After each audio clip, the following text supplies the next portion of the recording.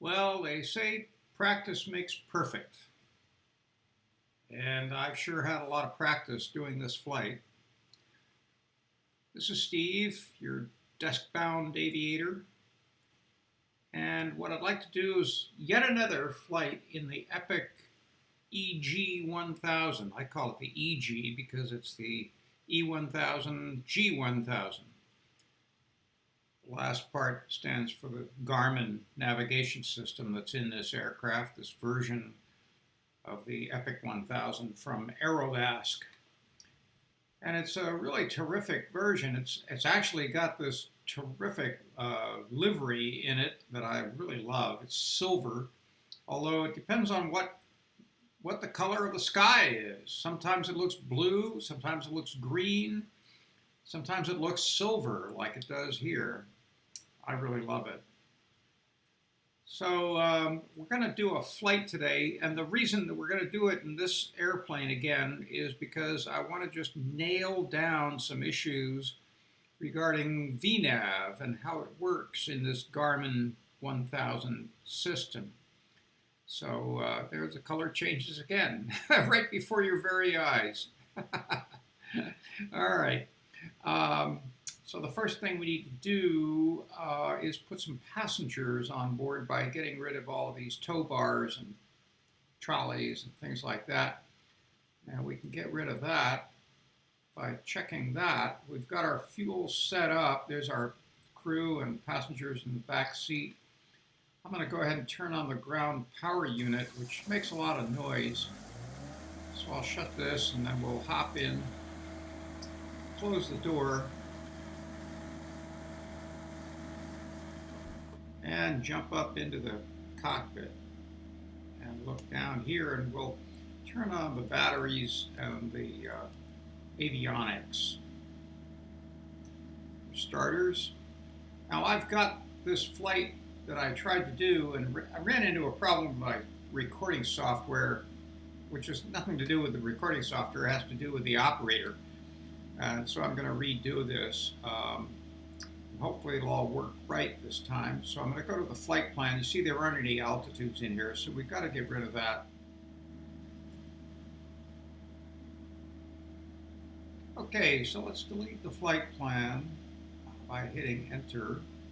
And we're located here at Charlotte Douglas in North Carolina. We're going to fly on up to KDCA Reagan Airport in lovely Washington, D.C.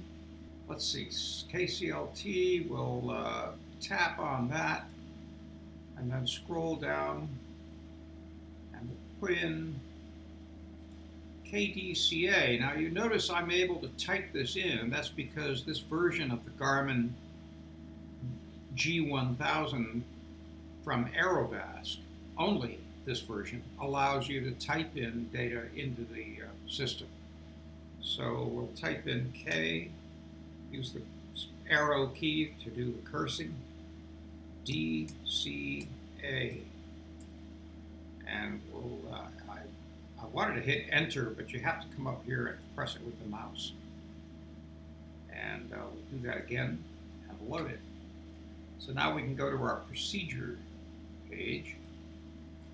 We'll select departure. Now our departure, I'll show you on Sky Vector. Our departure is going to be Kilns 4, the SID, and it connects, or it has a transition of Audi. And while we're here, I'll just take a look at the SID and the star of this route. I want to point out some things to you that I've been studying and learning having to do with restricted altitudes in SIDs and stars, and you can see there really aren't any on this chart, except you may be looking at this number here and maybe this number here and saying, gee, you've got to be at 17,000 or 18,000 at those spots. And the fact is, those numbers are not restrictions. Those are called minimum en route altitude settings for radio navigation. So they suggest that you be at a minimum here of 17,000 feet in order to use radio navigation. Where you do see restrictions is over here in the star, where you have an altitude below a line and an altitude above the line. And flight level 210, which means 21,000 or 22,000. So that's a restriction. And for all intents and purposes, it tells us that our cruising altitude today is going to be 21,000 feet. We go further in the flight and we've got some others here, and we'll come back to these and set them appropriately because some of them have a bearing on our descent. And then our descent into Washington is going to be here on ILS locator runway 1 or 01 into DC. We'll come back to that in a few moments. So kilns 4 to Audi. We have to scroll down this list to KILNS, which is backup one. There we go. We're going to be taking off on runway 36 center today. 36 center is right there. And Audi is our transition point, and we can load that. Now we can come back up to procedures again and go to our arrival. And CAPS 3 is going to be our arrival. CAPS 3 with a transition of waves. That's the star. Scroll down to waves, select that, and our runway is going to be runway 1. And we'll load that. So now we can go to the third part of the process, which is the approach. Again, runway 1. And we're going to use vectors for the time being. We'll actually change that as we get further on into this process. For minimums, if you put your small cursor right there and you rotate up 1, you'll get Barrow, which is fine. And if you use the large cursor, you can come over here and now back to the small one, and you can just scroll up and you can enter 200 feet, which is the minimum altitude specified for runway 1 at KDCA. So you can enter that and then load it, and now we're all set. Except we need to do a little adjusting of altitude. So we'll come all the way down here to the approach, and you see our last waypoint, or our initial fix, if you will, is going to be Katrin. Our IF is going to be Katrin, and it indicates that it's 1,600 feet, which is fine, except Katrin is also the last waypoint on our star. And if we come to the star and we look at Katrin, it doesn't say anything about the altitude, except right here, it's suggesting a minimum en route altitude of 2,500. And that, in fact, may be why this suggests 1,600 here, but doesn't show any there.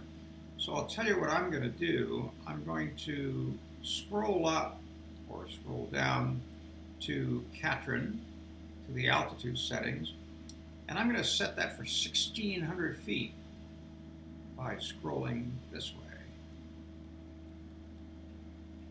So that now will become our target descent altitude. And I'll carve that in stone by entering it, which designates it, makes it an active altitude. We then have vectors, and I will then remove the vectors. And that gives us a direct shot into the runway from Katrin to Bacon to runway 1. All we have to do then is switch over to the approach mode, and we'll be all set. But that's not all to this flight, because as we come up, we see we've got some fixed altitudes that we have to abide by. One of them is right here, and you can tell you have to abide by it because it has a rule above it and below it. So it's a published altitude. It's in white right now. What we need to do is designate it by entering it. So 9,000 feet is our first target descent altitude. CAPE says we have to be below 13,000 feet. I'm pretty sure we will accomplish that. let's go all the way back up, and it looks like waves is our only, right now it's an advisory, we have to be below 22,000. If we look at the chart on waves, it says we have to be below 22 or above 210. So I'm going to pick that, and I'm going to make it 210.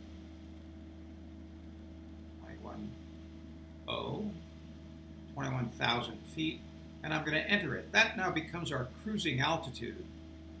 From there, we have some fixed descents. For example, KSET wants us to be at 17,000.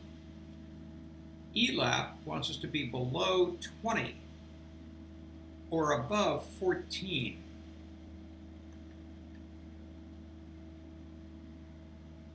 So what we'll do is we'll pick, I'm sorry, I hit the wrong button. Let's scroll down then to KSET at 17,000, and we'll enter that. So that becomes a step altitude. ELAP says we need to be below 20,000. The chart says we need to be below 20,000 or above 14, which we surely will be. Then if we go further down to Bulleye, Bulleye says we want to be at or below 16 or above 13. There's 13 there. Caps, there's 9. Below 16 or above 13. All right. Let's go ahead and plug in, let's say 15 there. We probably don't need to do that because the system will accommodate that automatically. So I'll leave it empty, and we'll just use 17 to 9 as our descent gradient. And then from there on down to 1,600 feet at Catron. So now we have our cruising altitude. There are no altitude restrictions on our ascent. So what we can do, we'll come to that in a second. Before I get there, I want to just come over here, and it says there's vectors. Now, if you take a look at this chart, and we look back here at where we are, first of all, let me clear out some of the clutter here, and then come back. If we take a look at where we are, we're at runway 26. Oops, I'm going in the wrong direction. There's where we are. There's our first real fix, which is Munby. But we've got this vectors, and the vector line just goes off into space, somewhere toward Chicago or something. So what we need to do first is designate Munby as our target waypoint, or our target fix. And we do that by selecting it, coming down here to active leg, and tapping that button. That makes Munby now our first active waypoint. Now we can scroll back up to the vectors, and we can just delete it, like so. And now you see there's a direct magenta line from the airport straight to Munby. And when we get on our autopilot, it will find that line and it will guide us in the right direction. So we're all set. We can turn that off now. We can just go to the map view. We can turn on NextRad, see if there's any weather, and that's all we need to do with that. Oops, we'll leave it on top of. We'll just make it go back. Now we can come over here to the PFD, and we'll check and see what our baro situation is here in, all right, in Charlotte we've got 3017. So we'll just type that in, 3017. That's really nice having that feature in this version of the G1000. Our cruising altitude, if you recall, is going to be 21,000. And our takeoff is going to be on runway 36 center, so 000 will work fine for that. We can go into the inset map, and we can make it black, and we can declutter it. And then we can go back. All right, we've got our CDI set to GPS, which is fine. Having done all of that, come down here and get things started up. So the first thing we want to do is just check to make sure we haven't got anybody in the vicinity of our prop. Come out here and take a look around. Prop's clear. Okay. Come back inside. Put on our taxi light and our landing. Now we'll hold off on that. We'll put on the nav and beacon lights. We're going to start up. And we come over here to left and right fuel pumps, starter gen. And that's all for the moment. What we're going to be doing is we're going to be pressing the start button and then taking a look up here. Not sure why that won't scroll for me, but it should. We'll take a look up here at the NG right there, and we'll watch that number until it hits 9%, at which time we'll tap the ignition button here. That will ignite the parts of the engine that need igniting, and then when it reaches 15, we'll come down here and I'll use my yoke lever to raise our condition lever up to ground idle. So that's the drill. First you hit start. Could check the oil pressure and all of that, but it's all default anyway, so it's fine. Now we can press the ignition. Again, I'm watching that number go up to 15, and then I raise the condition lever up to ground idle. At that point, you can see our props start to spin around as the engine engages. Of course, it's feathered, so we're not going to go anywhere. Now, initially, when the engine starts, the ITT value comes up to about 1,000, and then comes back down into the 650 range, which is quite normal. So, having done all of that, go ahead and turn on some of our other switches, starting with the, we can turn the igniter off for the time being. The fuel auto select, which automatically switches back and forth between the left and right tanks. The stick pusher, which will help us in case we have a stall. The autopilot, the trim setting, and the pressure air is all we need to do there. Pressure air is the oxygen system, which we can turn on now, or we can wait until we're at altitude. So why don't we wait? All right, we're not moving quite just yet, but we're getting close. We can put on the de-ice systems, probe heat and all of that. And air conditioning, we can ramp up the heat a little bit. It's going to be kind of cold up there at 21,000 feet. Put on our fan just a little bit. And I'll come back to cabin oxygen once we're airborne. Last thing we can do is take a look down here and make sure our switch is over on the left-hand side. The auto switch will take care of that for us during the flight. And we're now ready to taxi. To taxi, what I'm going to do is advance I'll show you here, advance my prop pitch all the way up to the full position. Then I'm going to use my condition lever just slightly to moderate the control of the aircraft, make sure it doesn't go too fast. That big turbo prop up there will get us going really quick if we're not careful.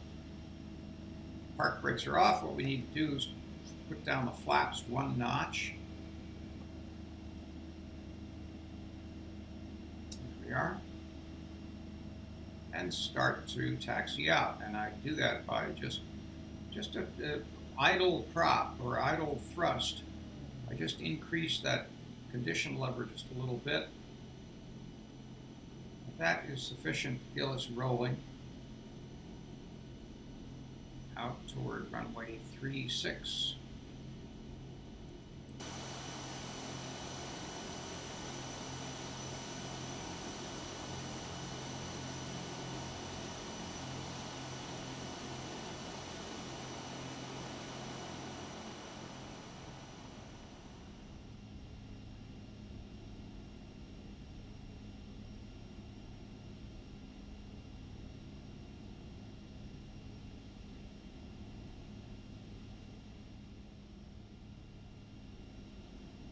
Okay, here we come to the threshold or the apron of runway 36 center. Pull up here and I'll pull my prop pitch lever back. Kind of defangs the prop. Just to slow down nicely.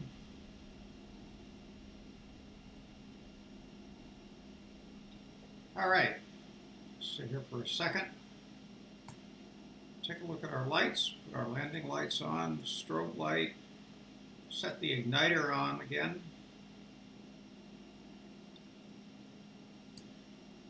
Take a look around, and what I'm going to do is check our ground radar, which shows us aircraft in our vicinity.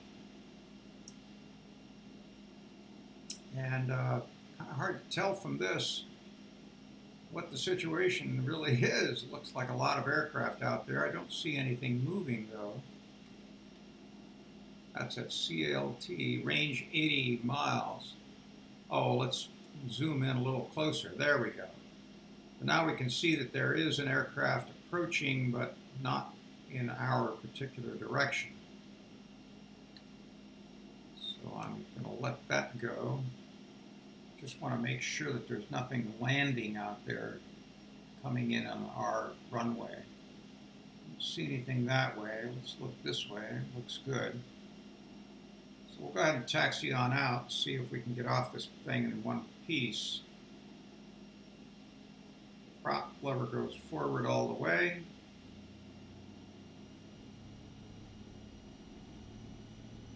Now for takeoff, what I'll be doing is pushing the prop pitch lever full forward and the condition lever full forward, increasing the power with the throttles until we reach approximately 85 to 95 knots. Approaching 36 center. And we will then rotate.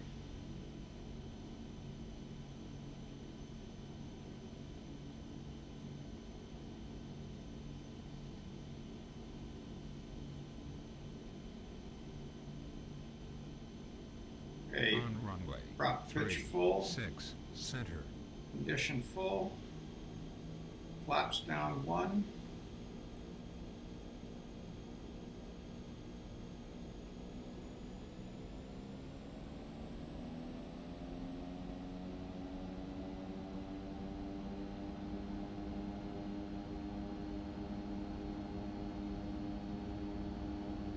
$60, 70, 80, 90.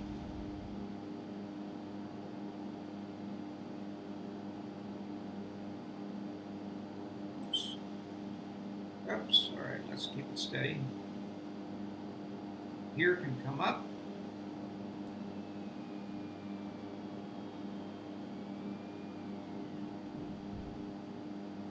And we've gained about 500 feet. Clear the end of the runway down here. Bring up the flaps.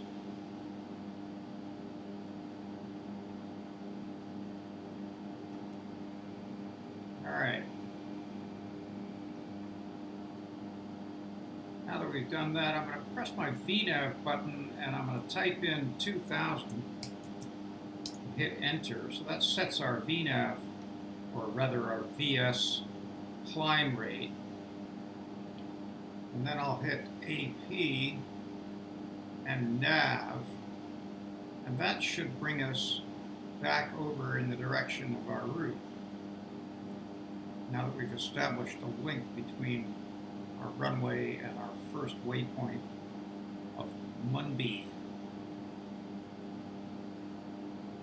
The climb rate is set at 2,000. We've got the engine full forward. I'll bring back the prop lever a little bit. Just to moderate that. We'll keep the torque around 90% or so. There's just plenty of power to climb with.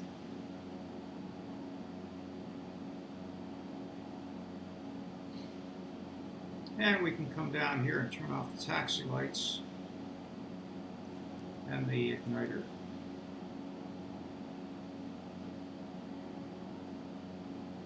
Here we go onto our route line, banking around, and heading toward Munby.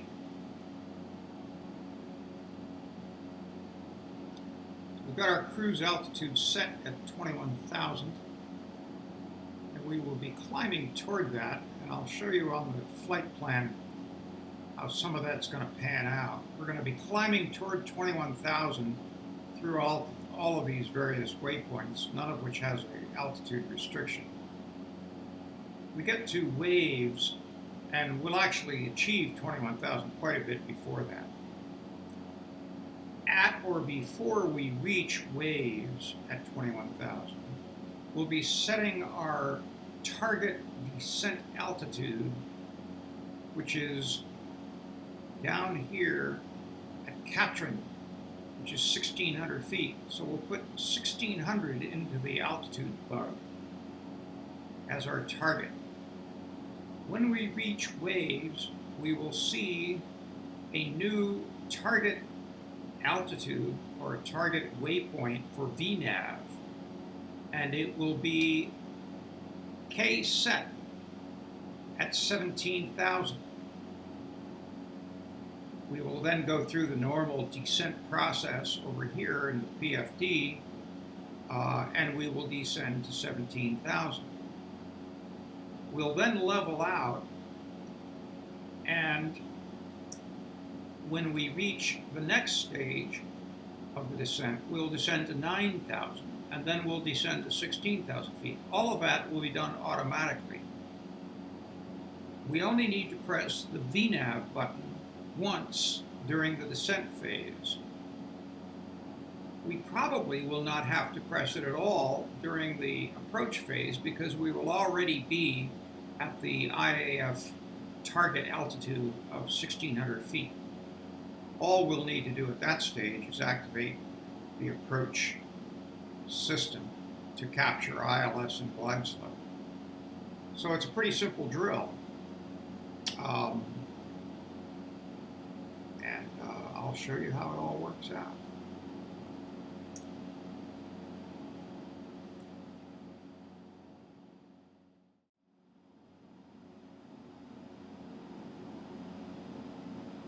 Okay, we're getting close to the Washington area here. Beautiful early spring evening in March. Looks like most of the snow's gone.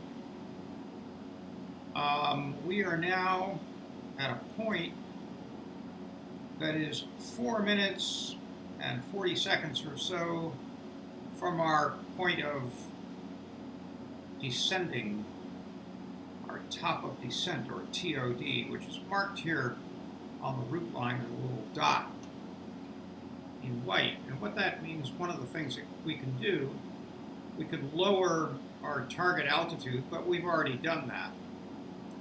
What we can do now, though, is implement VNAV by tapping this VNAV button down here on the MFD console, and that places VPTH or VPath into the altitude panel of the nav bar up here on top of the PFD. Lots of acronyms in the airplane world. And so that arms the VNAV system. And for all intents and purposes, that's the last time we have to use that button on this flight, because the system will allow us to descend through all of these steps automatically. All we really need to do is just be careful of our speed, because as we descend, of course, we'll be climbing in speed. And when we pass 10,000, for example, we want to make sure that our speed is below 250. Right now it is, but that's because we're cruising along here at 21,000 feet altitude. Okay, we've got about 30 seconds to go. We've got our indicator on the left side and our feet per minute indicator on the right side.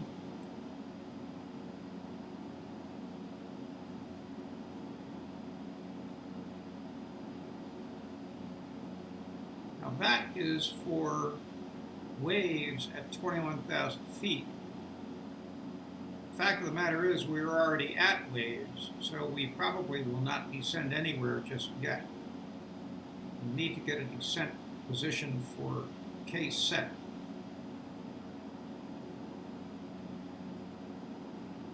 And there we are. So now we've got 17,000 feet and we're descending again. So we're descending from 21 now down to 17. We got triggered our VNAV, and now it's indicated as ALTV, alternate vertical descent, I guess you could say that is.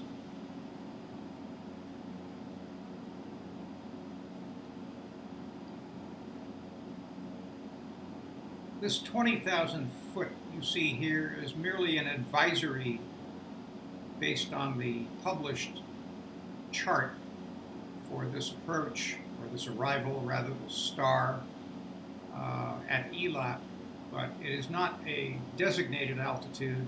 The next designated altitude we've got after we pass KSET is going to be Hoyas at 9,000 feet. Right now we're headed toward KSET. And we're about to pass 18,000, so we'll go ahead and flip off standard baro, and we'll see what the DCA, see what the baro is in DC, and it says 3030. So we'll make that go away. In order to do that, I think I have to come out here and move away from our screen. So we'll set 3030 there.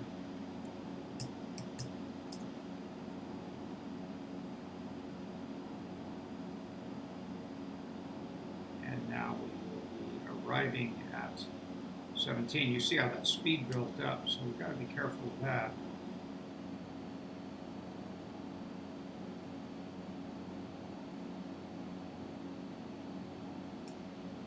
All right, we've now got 2¼ minutes or so, 2½ minutes to top of descent for Hoyas at 9,000 feet.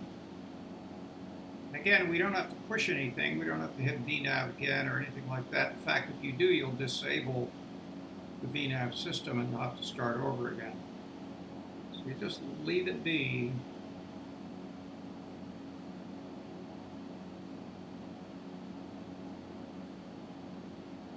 So I'm going to go ahead and let it drop a bit so we don't have any problem with speed. Here we come over to our top of descent for our next and last leg of our descent, and we have now begun that on our way down to 1600.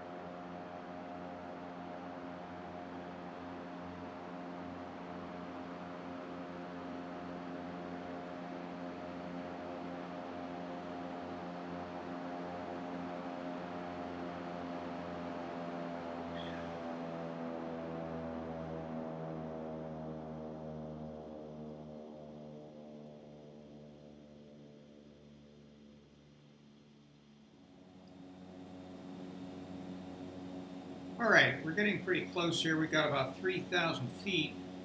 So I'm going to go ahead and go to our procedure and come up here to approach and activate that.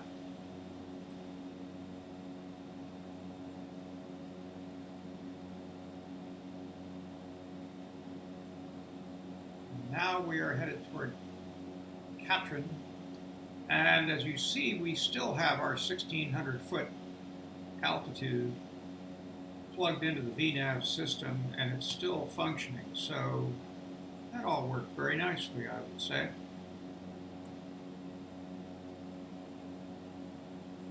We'll level out here, 1,600 feet shortly. Okay, looks like we've acquired a locator. Go ahead and turn on the approach. Gives us a glide slope indicator here. Bring it down to around the 150 range. Throw in some flaps. Here comes our glide slope.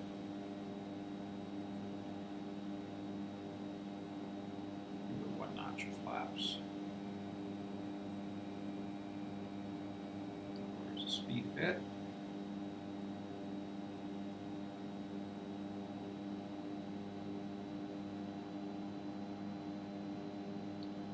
And we acquire it.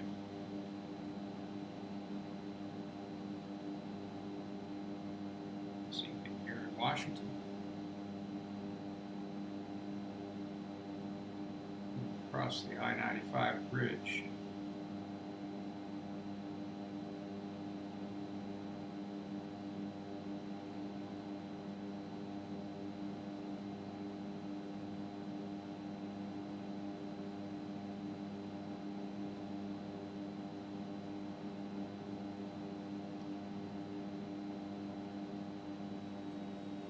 Speed a little bit.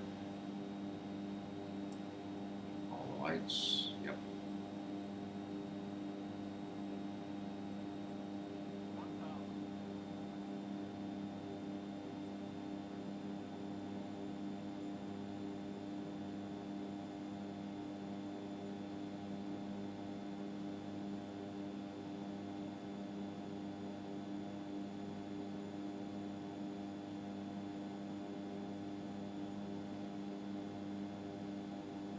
Approaching 1. Throw in a notch here in a second.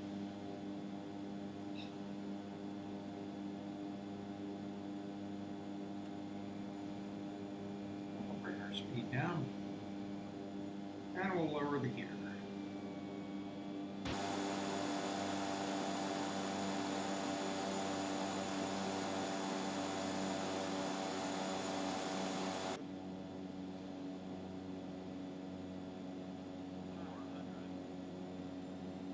There's the Washington Monument from distance.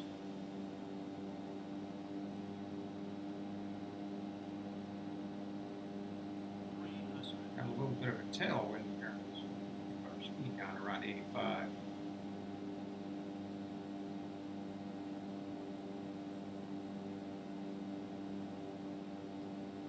Lofty lights look good.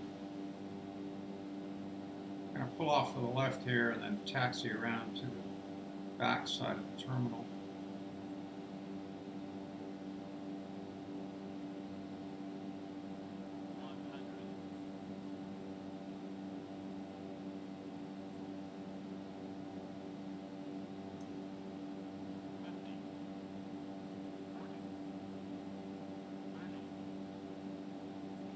Nice and steady.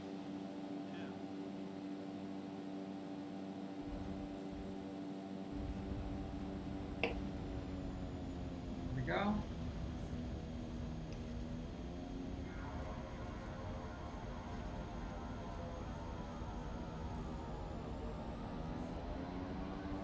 Always wants to veer a little bit when you put on the thrusters, the reverse.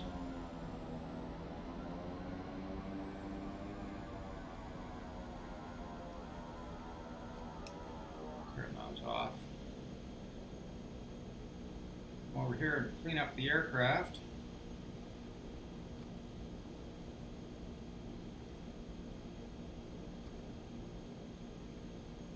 There, pretty smooth. All right, so we'll pull up the flaps. Yeah, we can turn off the landing lights, the igniter.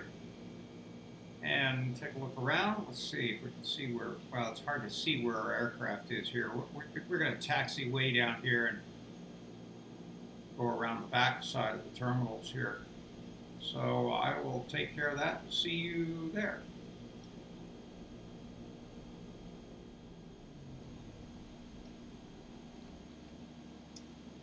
Okay, park brake on.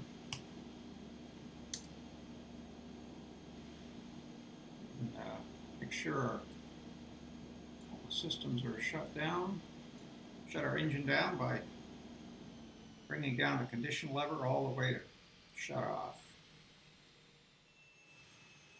And take a last look around at DC. Nice sunny evening here. So thanks for joining me on that. That was an interesting flight. Good exercise in playing with that VNAV system. And we got to see some interesting views of the aircraft. Hope you enjoyed that. I promise next time I'll do another aircraft, so we don't have to do this every time. It's just been fun. So I look forward to having you with me again. If you have an idea of what you'd like to see, what aircraft you'd like to see in this series, by all means, say so in the comments below. And if you have any thoughts or suggestions, say that too.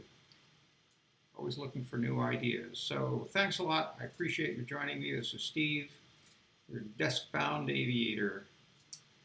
Have a good day.